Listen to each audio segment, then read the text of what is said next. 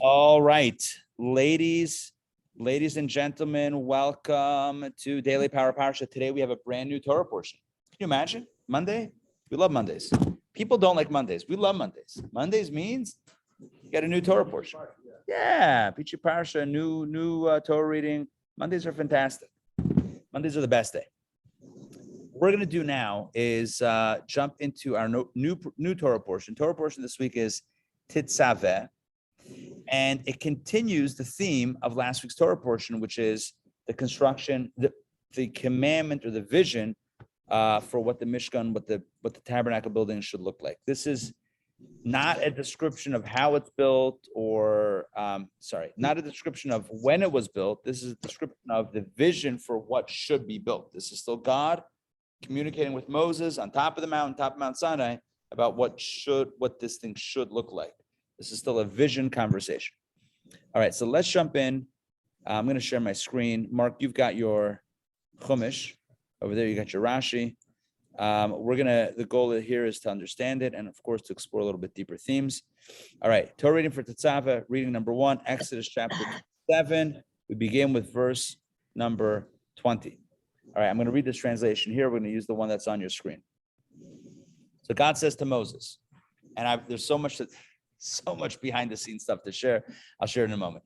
And you, God says to Moses, you, Moses, you here is Moses, you shall command the children of Israel, and they shall take to you pure olive oil, crushed for lighting, to kindle the lamps continually. This is referring to the menorah. I probably should take a half a step back. Last week's Torah portion talked about the vessels of the Mishkan, the vessels, the items that needed to be constructed to use in this tabernacle, in this home for God. This week's Torah portion, it's not about the vessels. It's about the other items, the other materials. It's about the garments, the clothing that the priests are going to wear while serving in said sanctuary tabernacle building. So it's all the other pieces that are needed, as opposed to, in addition to the ark and the menorah and the showbread table and the walls and the beams and the curtains. So a lot of the other stuff is discussed, and the rest of the stuff is discussed in this week's Torah portion. So here we have the first thing that's mentioned is olive oil. You need oil. If you have a menorah, candelabra, how are you going to light it without oil? So God says to Moses, tell the people that they should bring to you pure olive oil, crushed olive oil, to kindle the lamps continually. Pure olive oil means only olive, nothing else. Crushed for lighting. By the way, there's a whole scandal now with oil. You know about this? Olive oil? No. Yeah, all these investigations. In fact, it turns out that even bottles that say 100%, like 100% olive oil, there's other stuff mixed in. The whole market of olive oil is like very dodgy. I can't say the whole market, but a lot of it is, it's suspect. You mean whether you can use it for Pesach or not? No. I don't mean Jewishly. I mean just label wise, just honestly. It's not a lot of the product that's labeled 100% olive oil is not actually 100% olive oil. Oh. They mix in cheaper oils into it and they sell it because who's gonna test? But they have, if you Google it, you'll see like there are a lot of investigations on this. Yeah. With the FDA, they will allow you to say 100%, even though it's not. Right.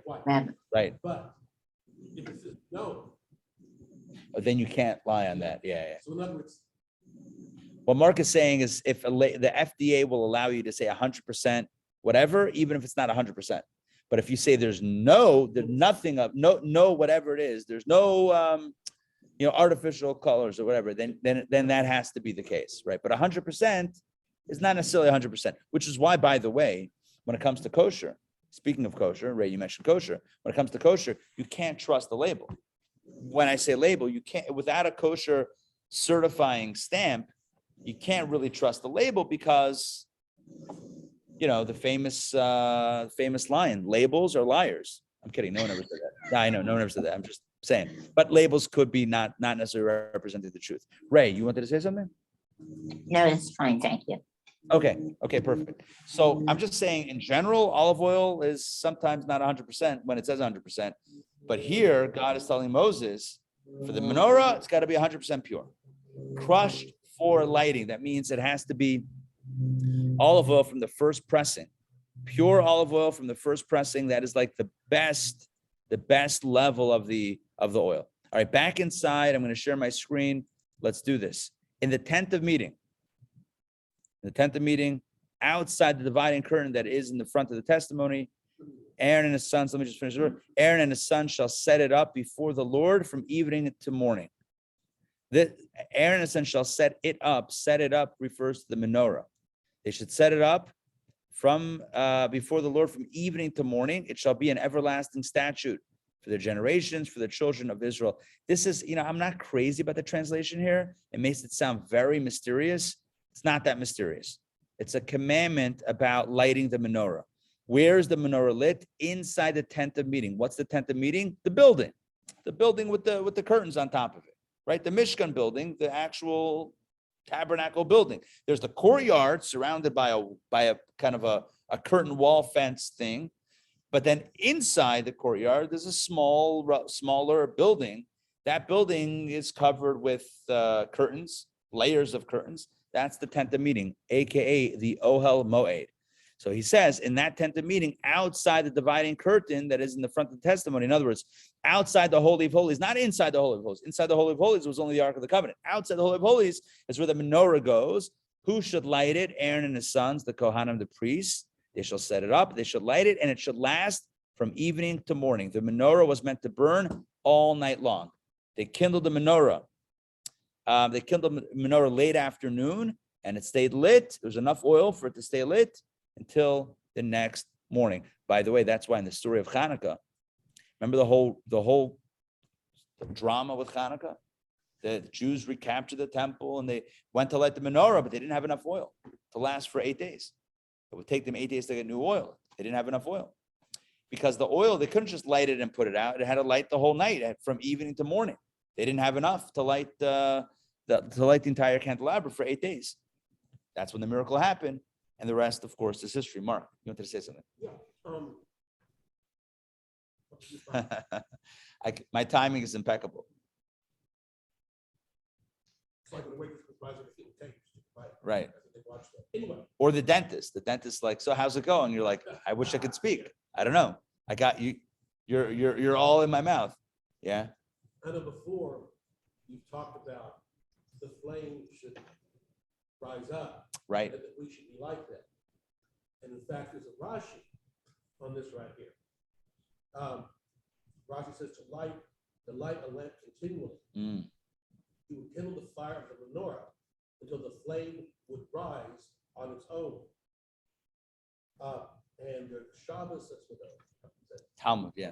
So since the verse uses so small, lahalot, literally to raise up, rather than lahadnik, which is to kindle, it indicates that the Kohen must hold fire to the wick until the flame rises on its own. Beautiful. That's so you talked about that. Yeah. So Mark is mentioning there's a beautiful Rashi on the opening verses of this week's Torah portion.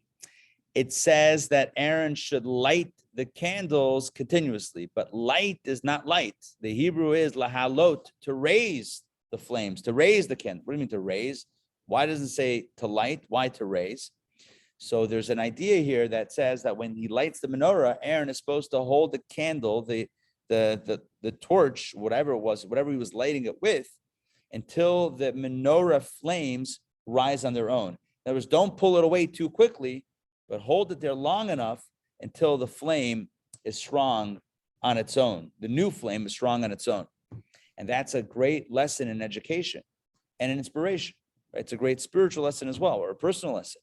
It's that we're to inspire the other person or be a good role model until they get it on their own and they can rise on their own. They shouldn't need us. They shouldn't constantly need us to keep on inspiring them, but we can step back and their flame will still be lit. That's the goal of education, is to create students who can think on their own, students who can, learn on their own, that sort of thing. Okay, Donna, you had yeah. So if the temple menorah is 7 candelabra, yeah. So if the Hanukkah miracle was lighting the temple menorah, how did it become 8? Great question. They specifically, so number one, it's because the temple menorah, the miracle was that it lasted for 8 days. So therefore, we commemorate it by lighting the candelabra for 8 nights or 8 days, 8 nights. And thus we do one for each night. So 1, 2, 3, 4, 5, 6, 7, 8. So we have a candelabra that can hold all 8. But we're not commemorating the temple menorah by creating a replica, right? You're asking, why not create a replica and light it for 8 days? Because that's not what Hanukkah is. Hanukkah is not making a replica of the temple menorah and lighting it for 8 days. It's using another candelabra that specifically is not a replica. We don't want to make replicas of the temple stuff. We're not in the business of, creating, at-home use items of that look exactly like the original. That's not a thing. But inspired by the temple's menorah of 7 branches, we create a menorah, our Hanukkah menorah, that has 8 plus 1 for symmetry, 9 actually. With the center one is a longer one at the shamash, to create it, to light it for the 8 days. So just to be clear on the answer, your question is, why not mirror the temple menorah? The answer is they didn't want to mirror it. They didn't want to replicate it. Number one, and number two, it's an 8-day holiday. So we have eight candles plus one for the center. Knesset in front of their building has a huge, menorah, 7, the temple menorah kind of replica. Right. Yeah. I don't know why they chose that symbolism. Right. They're replicating not the Hanukkah menorah, but the original OG temple menorah. Menorah burned for 7 days, not for 8 days. You're saying because the miracle was for 7 days. Well, they normally have 7 branches. 1 second, to be clear here, in the temple, they didn't light one every night. They lit all 7 every night. They lit all 7. The temple menorah, it's very important to remember the temple menorah is not at all the Hanukkah menorah. Totally different ballgame. The temple menorah, they lit all 7 every night. The center one didn't go tall. Center one wasn't a shamash, it didn't go taller. It was equal. There were 7. It was a 7-branch candelabra. That was the mitzvah. Hanukkah is different. Hanukkah is, we're not lighting a temple menorah. We're lighting our own candles. And we differentiate each night by adding one more to each night. Was the temple menorah always lit? Was it always lit, or? Now you're asking a good question. On the one hand, the verse says from evening to morning. On the other hand, it says continuously. So there's a lot of conversation in the Talmud and commentaries about that. Was it always or only evening till morning? How does that work? So one answer is that most of them went out in the morning, but there was one that remained lit until it was time to light it again the next evening, right? One miraculously, even though it filled with the same amount of oil, but one stayed lit until it was time to light it again, and they had to put it out. They had to put it out and then clean it out and then refill it to light it again, the thing. So that in that way, it stayed continuously. That's called the Ner HaMaravi, the Western lamp. The Western lamp was the one that was lit. That remained miraculously lit, almost basically 24 hours. Had to put out and then like the showbread, right? It was continuous. Correct. Exactly Correct. what the note says. Listen, I'm not steering. Mark is like, that's exactly what the note says. I could write that thing. Kidding. No, it's from the Talmud, right? The Tractate Tamid says that basically the Western lamp, and by which is the Western lamp? Oh, another source of dispute. What the Western lamp is? Is it the one at the far western end? Is it the middle one? It's complicated what the Western one means. There's always a debate, but whatever one that Western lamp was, that one remained lit basically almost pretty much 24/7. Somebody said something else interesting. Oh, I said in the chat. Sarah says, but we can make a model mikdash. Yeah, for sure. Yeah, we can make a model, but yeah, we can make a model mikdash, a model temple. That's not a problem. The thing is, we don't want to in any way give off the impression that we're replicating kind of like on a service level, like creating a full-scale model and then lighting it would be like, why are we doing that? A model, and sure, if it's educational or inspirational, it's not a problem. But if it's like, let's bring this back, I'm not weighing in on the controversy, but there's a question. There's an institute in Israel right now called the Temple Institute. And their mission is to create replicas of the Holy Temple items. I don't know if it's their stated mission, but between the lines mission is that whenever things are ready, Mashiach, like they're ready to go. We have the stuff already built. Some say that's a little cart before the horse type thing, and whatever. I'm not going to weigh in on this. And some say it's like a little bit, non-reverential to start making these things now and whatever and replicating them. Again, I'm just highlighting it that it's at least a question. It's not obvious that it's not a problem to make it. Some question that. I'm not taking a stance. When a friend of mine was in Israel, Jonathan Alexander. Yeah, he got the incense thing. He got the incense. Yeah. Somebody told him, you're not supposed to use that. Correct. Yeah. Right. So Mark is saying is a friend who went to Israel and he bought like a pack of the 11 herbs and spices, a whole kit for the incense. Yeah. Right. So we're not, okay, well, there's a few issues.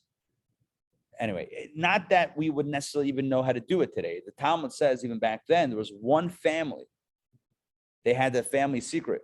They knew how to make the incense with the right blend of herbs and spices. I know I keep saying herbs and spices, a little KFC action reference. But like they had that one formula that, and it says that, and they would charge the temple a lot of money to prepare for the temple. In fact, they had the monopoly on it, so they kind of squeezed the temple. And so the Talmud says the story. The Talmud says one day the temple, leadership said, forget about it. We're not, this is what is this? This is extortion. Forget it. We're not paying this anymore. And they said, we'll make it ourselves.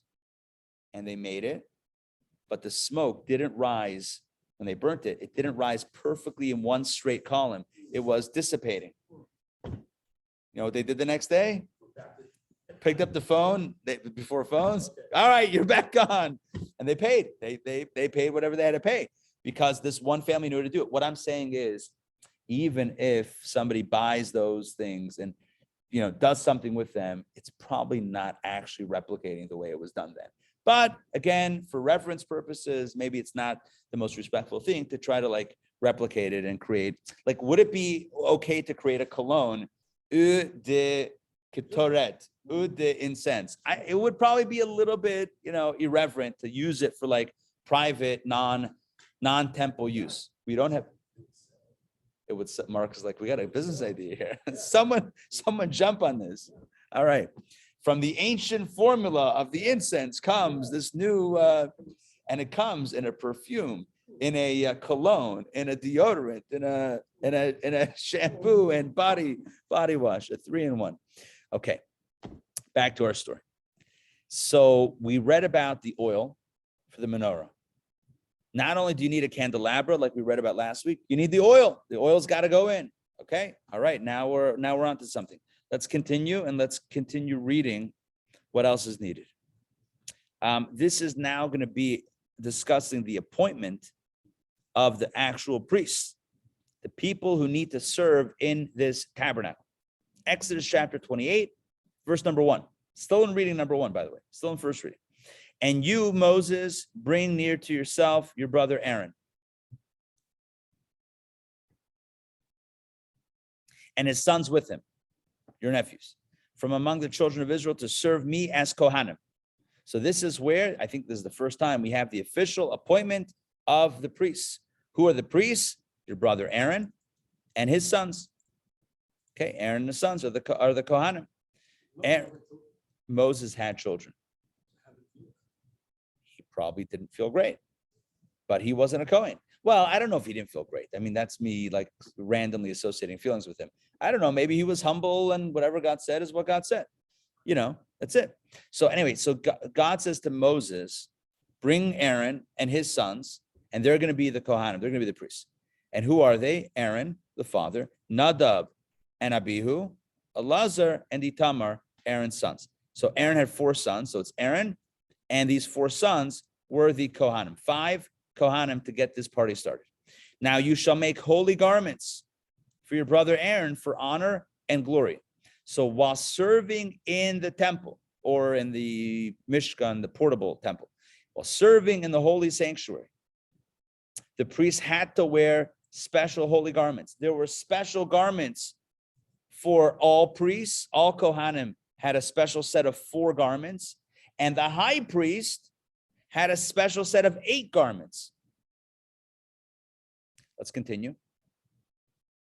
God says to Moses, you shall speak to all the wise-hearted, whom I have filled with the spirit of wisdom, and they shall make Aaron's garments to sanctify him, so that he serve me as a Kohen. So what we have here is a commandment, a charge that this be done by people who are wise-hearted. It's interesting because it doesn't say the best, what would we call garment makers, weavers. I guess weavers. Weavers? You weave when you make garments? Is that called weaving or something else? No, not weaving. Make cloth, weave it, cloth is Knitted, woven, whatever. All right. Whatever. So however they make it, but it's not only the people that are, that have the spirit of wisdom that know how to make clothing, but it's wise-hearted. There's wisdom and there's also emotion. There's a double phrase, so beautiful. In the Hebrew, it's called chachmei lev. Chachmei means wise, lev, of heart, wise-hearted. And it seems like, choose one. Is it highly emotional people or highly intelligent people? We need a little bit of both. To make these garments, you need people who are wise and also emotionally connected. Such a beautiful idea that when building space for God, when creating something beautiful in the service of Hashem, it's not just an intellectual experience, it's not just an emotional experience, it's a kind of a hybrid, intellect and emotion together. That's really what a well-rounded human being looks like. Chachma and lev, chachmei lev, wise and emotional in a good way. Okay, let's continue verse number 4. And these are the garments. So what garments? Okay, here we go. These are the garments that they shall make. Choshen. This is for the high priest. 8 garments for the high priest. A choshen. Right, we know what a choshen is, right? A choshen is the breastplate that had the gems, the gemstones on it. The ephod. The ephod is what is the ephod? We'll look that up in a second. A robe. Okay, we have the ephod. Ephod, I believe, is a all right. We're gonna still look up a robe. I know it's the apron that goes under the breastplate, right? It's like that half. Let's get a picture of it right over here. Yeah, here we go. It's what do you call it? An apron? Yeah, it's like an apron. It's not a robe or a tunic, which is like a more full body thing. This is it just goes around the chest area. Let's actually stop sharing for a second and show this image. There's your classic ephod. It's got some shoulder straps and it's like it's worn around the chest area. Above it would go the chosh and the breastplate. Okay, so that's your standard issue ephod.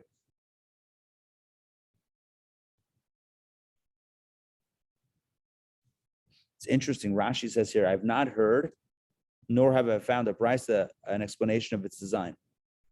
In a Brisa explanation. I haven't seen an explanation, but my heart tells me. He says, my heart tells me. Rashi, my heart. He's talking about wise-hearted. Yeah, that it is belted around his back. All right. Oh, here. He says, like an apron, which is called pourcient in Old French, with which noble women gird themselves when they ride the horses. Okay. So it's like an apron which noble women gird themselves when they ride the horses. I don't know. Does anyone have an image of that? I mean, not an actual image, but like a mental image of that? Maybe. Okay, let's go back inside. Let's see what else. So we have here choshen, the breastplate, the ephod, which is that thing underneath it, a robe, which is a robe, a tunic of checker work, that's more like a shirt type thing, actually a tunic. Well, I don't know. Tunic was also a ephod meal tunic. Tunic was also like a longer, also a little bit longer. Not fully like a robe, but also a little bit longer. Okay. A cap, I'll show you a picture in a second. A cap, that's a hat, and a sash, a belt. 1, 2, 3, 4, 5, 6. Okay, 6 things. We're still missing a few, but we're going to fill them in. They shall make holy garments for your brother Aaron and for his sons to serve me as Kohanim. So these are the holy garments for Aaron, for the high priest, and they're also going to make garments for the sons, for the regular Kohanim, but again, not going to be 8 garments, only 4. Before we continue, let me show you another picture that I have from this Chumash. So this is the tunic with box-like knit. Coming soon to a department store near you. Look at that. Look at that. Then you wonder why Jews were in the shmata business, making clothes, the garment district, etc. Where do you have? Where? Oh, they're together? Yeah. Oh, they're layered. Oh, beautiful. Oh, look at this. The choshen placed on the ephod went lower, not around the chest. Interesting. Okay. Well, there you have it. Now we know. Look at that. Boom. There you have your breastplate in the middle. Then you have the shoulder straps, and then you have the ephod, which looks like it's now covering the lower part, the lower half of the body. It's around the waist. All right. Who would have thought? It's not an apron. Well, it's a lower apron. Yeah. A lapron. Whatever that means. Okay. Good. All right. We're piecing this together. Also would sell. Yeah. Things could splash. Okay.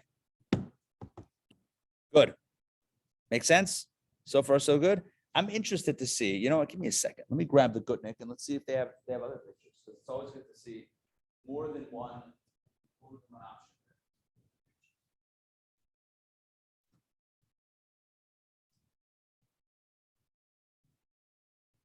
Okay, let's see more illustrations. Gotta love the illustrations when they show up in the Chumash. It's always a lot of fun. All right, here we go. Here is the apron. Oh, very similar.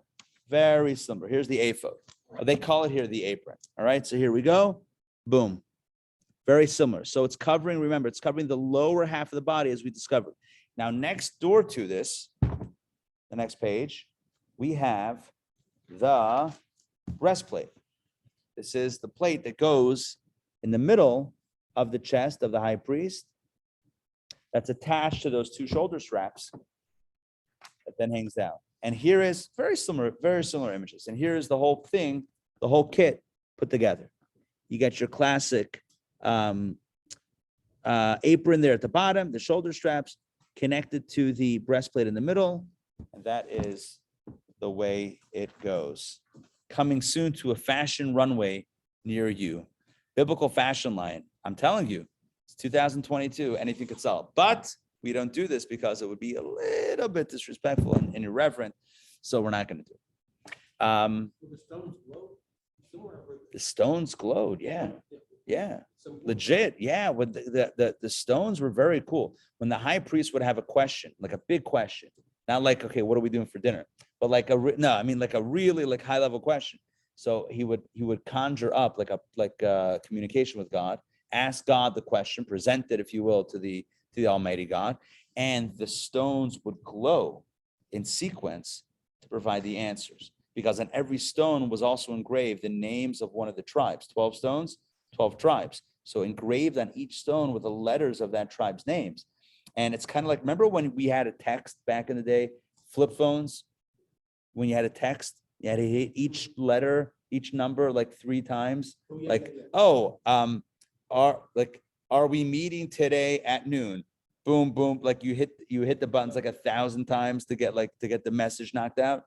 So it was kind of like that, where the stones would flash, not necessarily like multiple times each stone, but it would flash, and the Kohen, the high priest, would have to figure out, okay, if it hit like this stone, that stone, that stone, what word is combined of those letters, and decipher it. It's a touchstone.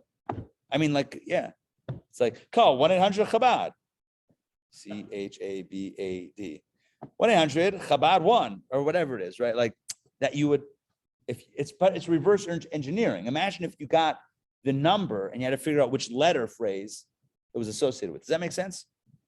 Yeah, I think to me it makes sense.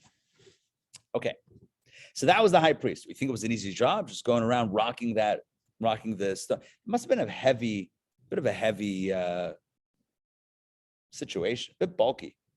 Yeah, I don't think the high priest was like, midday jogs around the temple. Is like just That's where oil came from. rocking it out. I mean, he's like it's a bit bulky, a bit awkward.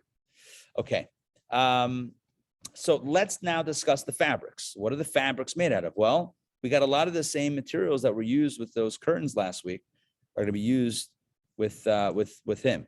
Here we go. They shall take, I don't remember exactly which fabric, it sounds a little familiar. They shall take the gold, the blue, the purple and crimson wool, and the linen. Once again, mixing together wool and linen. We had this last week with the curtains. Same thing this week with the garments of the priest, of the high priest. It's a mixture of shatnez, that forbidden wool linen mixture. The same God that says don't do it for private use says for temple use, do it. It becomes an obligation to do it. So gold, blue, purple, and crimson wool. Gold wool is very cool. They actually wove together like strands of gold inside this fabric, and they shall make the ephod. That's that.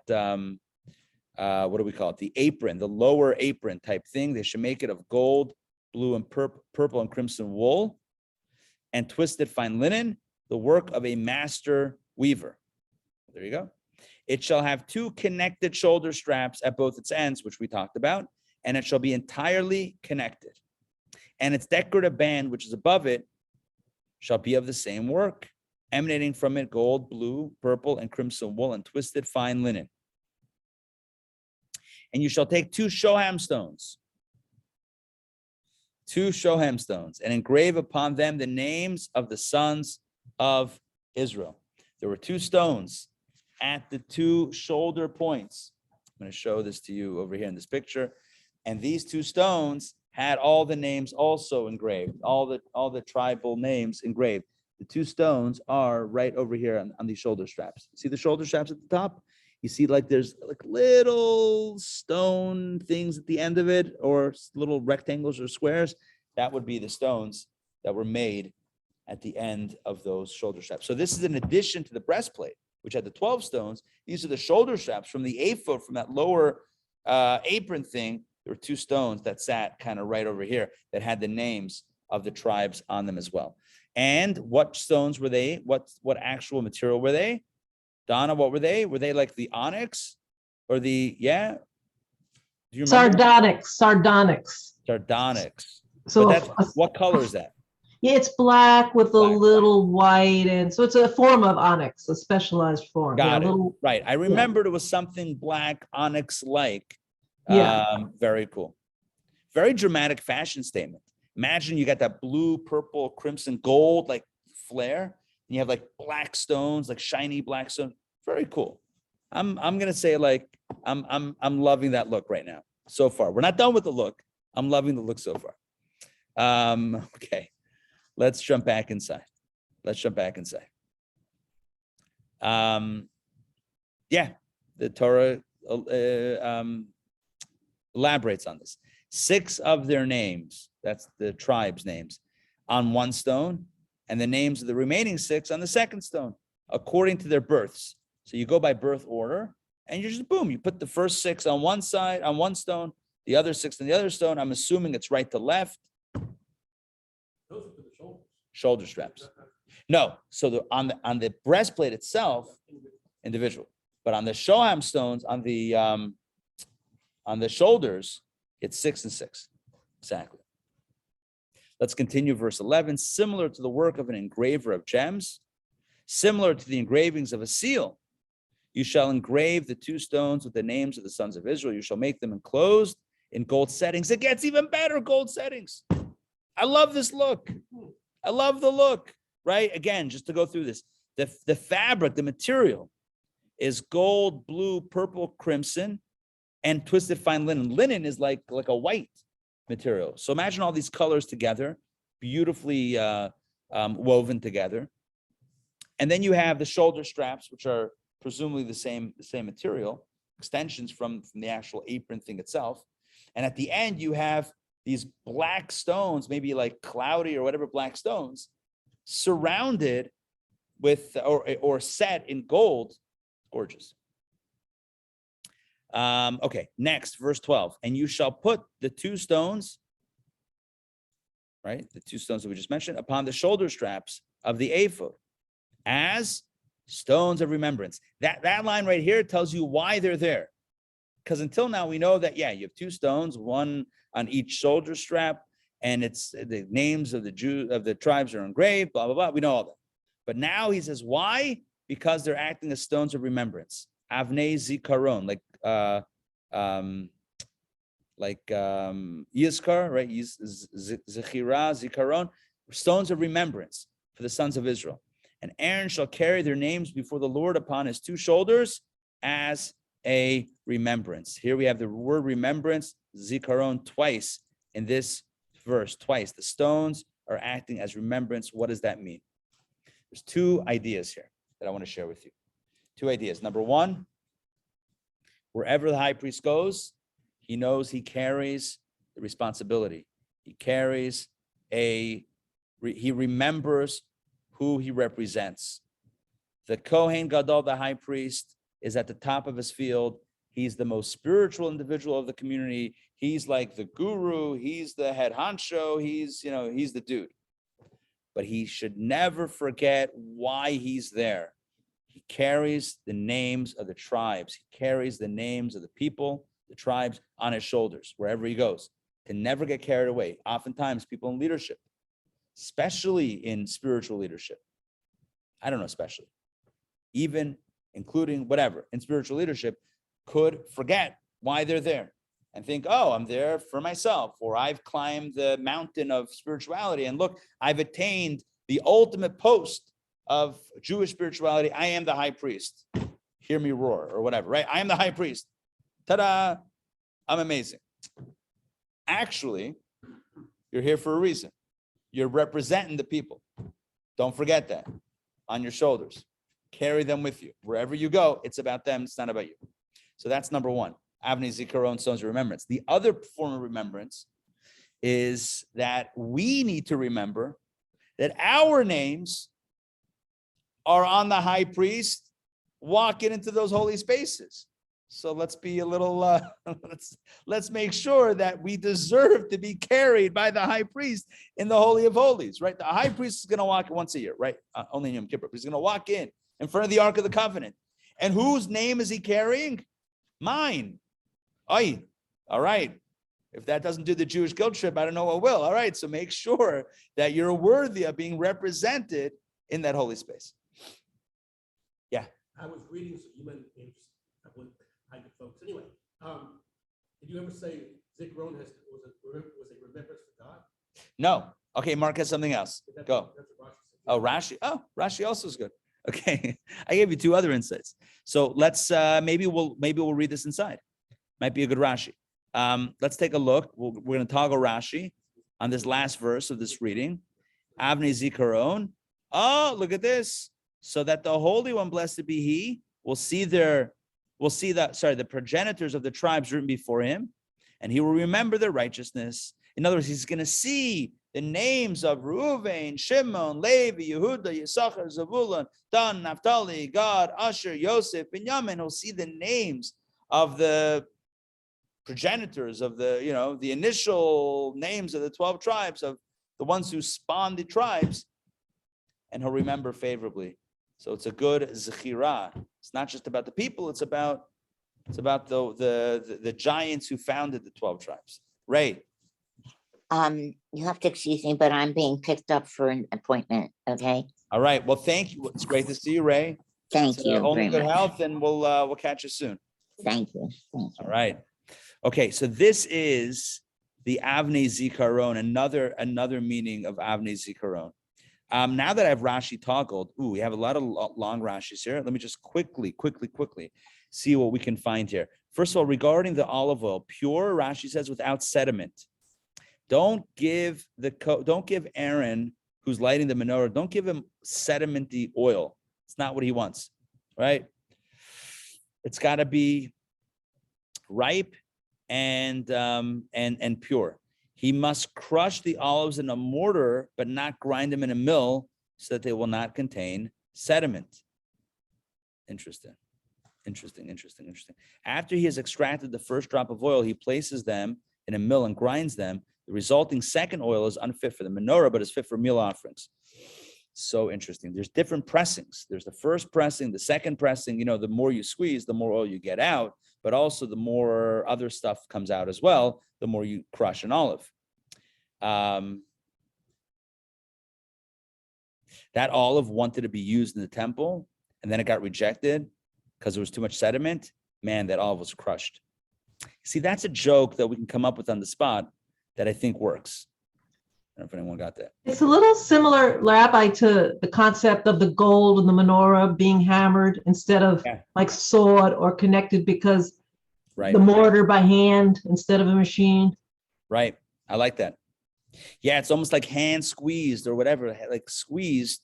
The first drops, that's going to be good for the menorah. Anything that requires a little bit more machinery, that could be used for the other, like the meal offerings that were brought, like flour and oil, whatever. That's oil for that stuff. But for the menorah, only. And the truth is, the menorah, I guess I'm understanding what you're saying. The menorah itself was hammered out of one piece of gold. The oil also had to be that high level pure oil. Good. I like that. I like that insight. Hammer, yeah. Rise by itself, we did. Can I ask a question? Yeah, for sure. The two stones, the stones that are on each side of the eight, you said they have the names of the tribes. So it'd be 6 on one side and 6 on the other. And Exactly. is it just the first letter of each name, because it's awful small stones? The full name. The full name? The full names. Yeah. The stones had to be there with the full name. Rashi never saw that. There were 25 letters on each stone. Oh, so Mark saw somewhere that says there were 25 letters on each stone. In fact, spelling Benjamin had to be a certain way. Oh, so they had. Okay. Okay. So they had to spell Benjamin, a certain way to make sure it was only 25 letters. This is coming from. Oh, here we go. Rashi says it right here. Verse 10. So good question. And let's read this inside with Rashi. 6 on one stone, 6 on the other. So Rashi said, and according to their births, according to the order in which they were born, I mentioned that before, birth order, and that is, i.e. Ruvain, Shimon, Levi, Yehuda, Dan, Naphtali on one stone, and on the second stone, Gad, Asher, Yisachar, Zevulun, Yosef, Binyamin, spelled full, spelled full, for so was written in the place of his birth in Genesis, and that totals 25 letters on each stone. There you go. So they had so clearly, Faye, to your question, to your point well taken, they had to engrave that very, very, very, very small. Oh, when we did the jewelry, Donna, we did the Choshen theme. And then if I'm not mistaken, we did a black leather cord, like a black corded necklace with a little bit of a copper or bronze pendant. So the idea was to encapsulate not only the stones, but the look, the whole look. But then we wrote like Hebrew letters. So it was so black cord, and then the shape of the pendant was to mirror the shape of the Hoshen breastplate without the stones, but to bring in the concept of the engraving, the tribe's names on the Hoshen stone, on the 2 ephod stones. We used Hebrew calligraphy with a black pen to write l'chai. To write life. But so my point is that we wrote a little larger.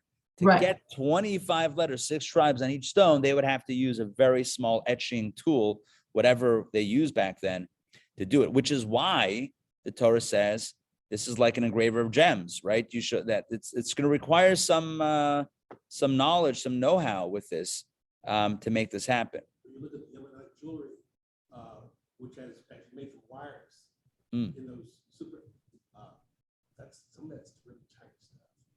I don't know if I'm familiar with that, but it sounds interesting. Okay. All right, let's go second reading. We'll go for another few minutes. Let's see where we get to the second reading. So remember, this Torah portion last week was about kind of like the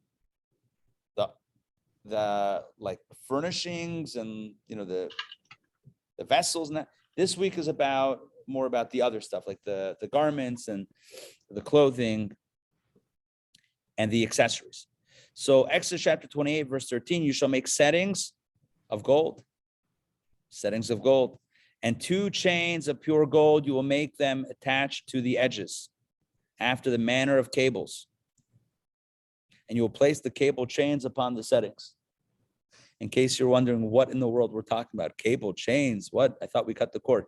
So in case you're wondering what the cables are, so it's this right here. It's how you mount the breastplate to the ephod. You see that? You mount it with chains. I don't know if you could see it. From the stones, there's chains. 1, 2, 3, 4. That's how you mount that. It's the breastplate is floating in that area. Let's continue back inside. Yeah. Why wasn't this just something spoken to Moses, which didn't need to go in the Torah? Good question. Give it to the workmen, whatever. And then we'll find out later, right? Good. Why was it important? Mark is asking, can I ask it a little bit more like raw for a second? Mark is saying, do we need to know all these details? Are you kidding me? It's so detailed. Like, do we need to do this? Let God tell Moses. Let Moses tell the people. Let it be built. And let's read about, they built this thing and it was really beautiful. Do we need all the details? So the answer, very, very good question.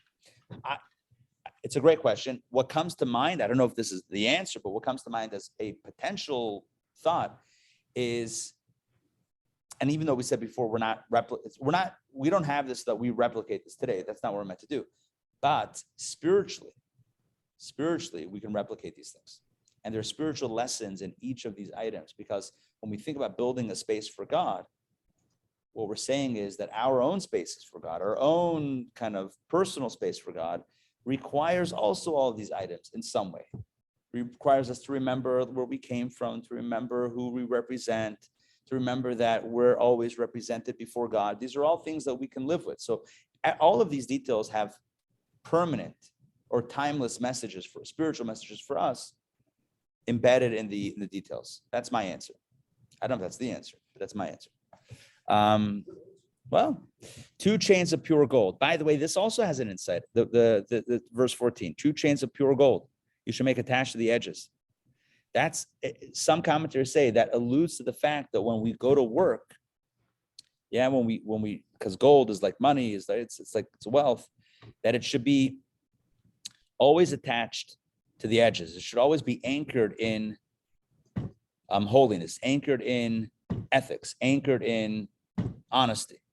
That it shouldn't be just like the pursuit of gold, i.e. money, shouldn't take us into, places that are not consistent with our values. The gold chains came out of the holy garments. They were attached to the holy garments, which means that the pursuit of wealth should be done always in a way that is, for lack of a better term, kosher. Okay, let's continue. The choshen, the breastplate. All right, now we're getting to the gems. You shall make a choshen, the breastplate of judgment. It's called the choshen mishpat, the choshen of judgment. Oh, the judgment is what we said before. When the high priest has a question, that's when it lights up, right? So choshen of judgment, the work of a master weaver. Once again, it requires a lot of expertise to make this. You shall make it like the work of the ephod. In other words, similar fabric, similar materials. Gold, blue, purple, and crimson wool, and twisted fine linen, you shall make it. So the breastplate was fabric based with gold and gemstone settings. But just to be very clear, the base wasn't solid metal. It was actually made out of like material. It shall be square and it shall be doubled. In other words, when it's closed, it should make a square, but if you opened it, obviously it would be double the size or double the length or whatever it is, however it opened. Its length, 1 span, and its width, 1 span. And you shall fold into it. Sorry, not fold. You shall fill into it stone fillings, 4 rows of stones. I should probably clarify, 4 rows of 3 stones. I'm not trying to add a word to the Torah. I'm just, for you and I, 4 rows of 3 stones. I'll show you the picture in a second. 1 row, and now the Torah details. Talk about Details. Torah details the exact stones in their position on each row. One row, in other words, row number one, you got Odem stone, Pitida stone, and Bareket. Thus shall the one row be. The second row, Nofech, Sapir, that's got to be sapphire, and Yahalom. These are all the stones. These are not just random words. These are the stones that were used for the breastplate. The third row, Leshem, Shavo, and Achlama. The fourth row should have Tarshish, Shoham, and Yashfeh, or Yashfeh. They shall be set in gold in their fillings. So again, it was very interesting. This breastplate was made of like woven fabric, doubled over with gold settings filled with gemstones. Okay, they must have had to weave that material very tight so that it wouldn't be too wavy. Let's continue. And the stones shall be for the names of the sons of Israel, 12. 12 stones, 12 tribes, corresponding to their names, similar to the engravings of a seal. Everyone according to his name shall they be for the 12 tribes. And this is a very unique way of saying, essentially, engrave one tribal name per stone, right? Engrave it, each one according to his name shall they be. That means each stone has one tribal name for the 12 tribes. So the stones appeared in two places then. Exactly. One on the apron and then one on the breastplate. Exactly, 100%. The 12 names of the 12 tribes appeared on the two stones on the ephod, on the apron, on the shoulder, by the shoulder straps, 1, 2, 6, and 6. And then individually, each tribal name appeared on one of the 12 stones on that breastplate. They were in proximity to each other. So one signifies kind of a communal joining, 6 and 6. The other one more individualized, but also within the same general area, within the same item. You shall make, verse 22, you shall make for the Choshen chains at the edges of cable work of pure gold. You shall make for the Choshen 2 golden rings, and you shall place the 2 golden rings at the two ends, on the 2 ends of the Choshen. We're going to read this, and then I'm going to show you a picture, and it's all going to make sense. And you shall place the 2 golden cables on the 2 rings at the ends of the Choshen. At the ends of the 2 cables, you shall place upon the 2 settings.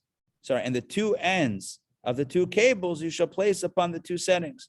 And these you shall place upon the shoulder straps of the ephod on its front part. Okay, at this point, I'm going to just show you the picture. Picture is here.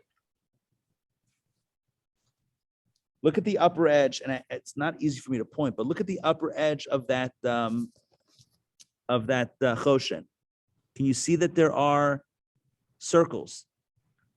There are we can and then attached to that is the chain that then attaches to the shoulder straps to where the stones are. So you have from the shoulder straps, you have the 2 stones at the edges. Then you have a gold chain that attaches to the circle, to that loop or hook, not hook, to that the ring that's to the top 2 edges of that the breastplate. So it's all connected. The point is it's all connected together. Look, very simply, the breastplate had a float on the chest of the high priest. How did it float? You had gold chains on the top holding it. You had gold chains on the bottom holding it to the apron itself. Part. What is Urim V'Tumim? Urim V'Tumim is another name for the breastplate. Because it shows, if you look on page 7. It shows a fold.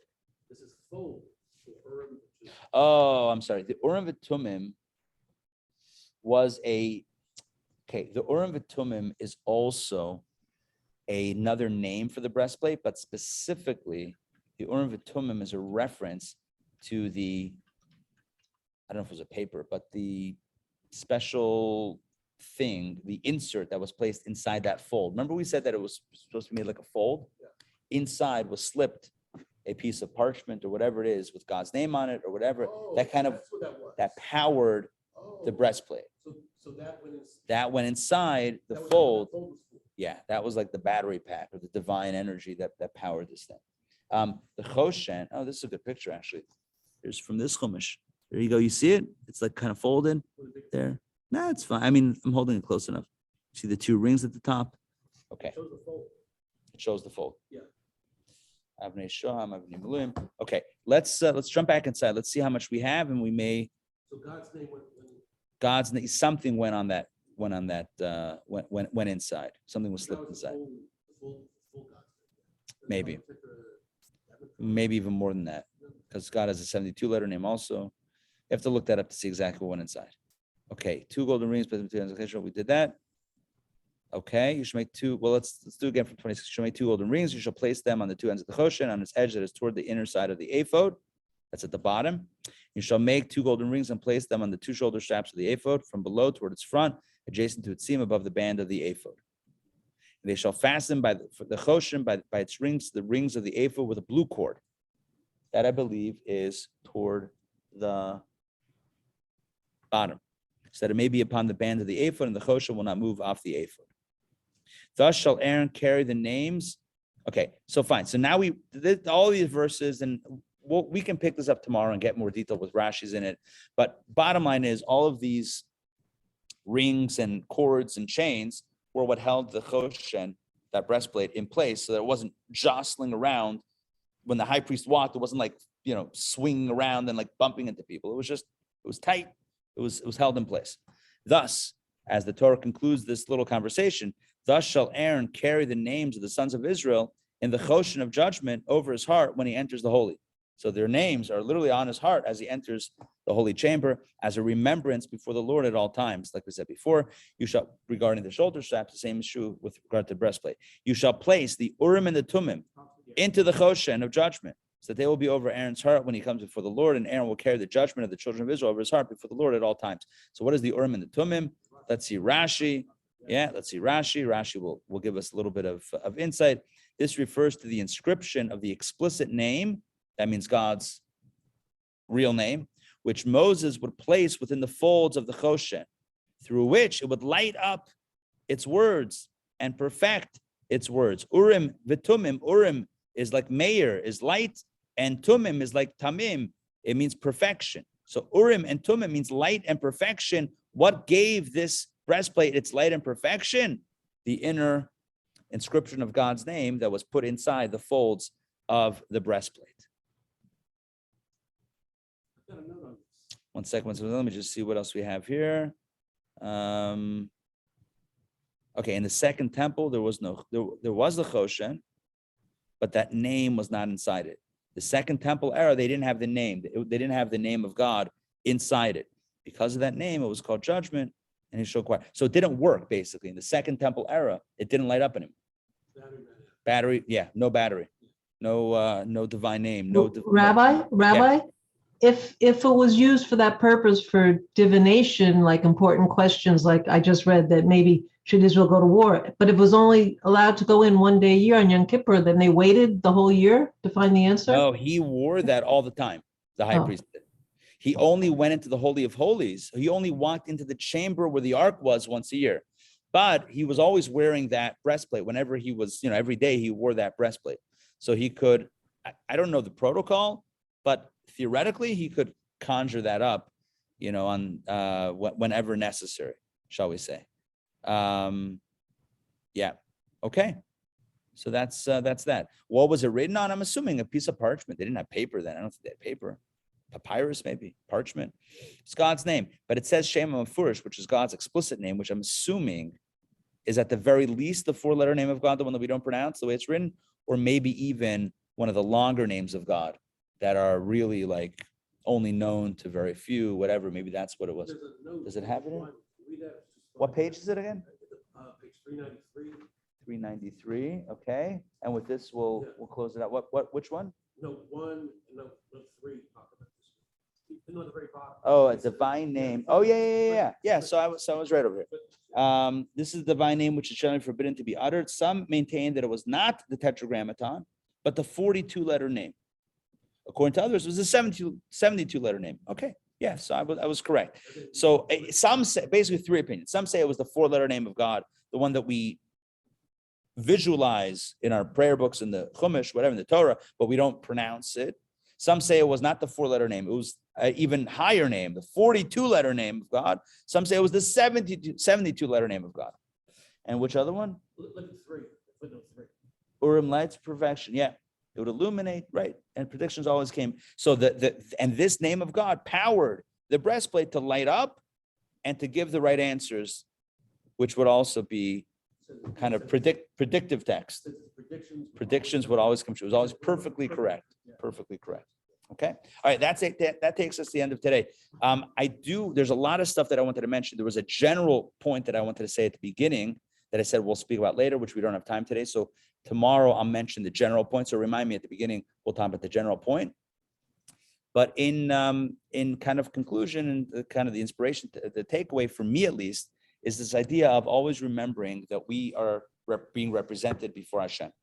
Well, I guess it works both ways, that we are representing others, right? That we always, all of us are leaders. So we are not just private citizens, private individuals, but we also, are responsible for others. It's number one. And number two, that we are cherished. And when we know that we're loved, when we know how special, how represented we are, so then maybe we'll think twice before doing something that doesn't befit that type of representation. If I know that I'm a prince or a princess, so hopefully I'll act in a way befitting those titles. All right. It's great to see you all. Thanks for joining me today for DPP as we kick off a new Torah portion, Tetzaveh. This week, fairly standard week with JLI. Next week is, we got some stuff coming up. We also have some other exciting surprises that will be launched in the next few days. So stay tuned as always for the fun. All right.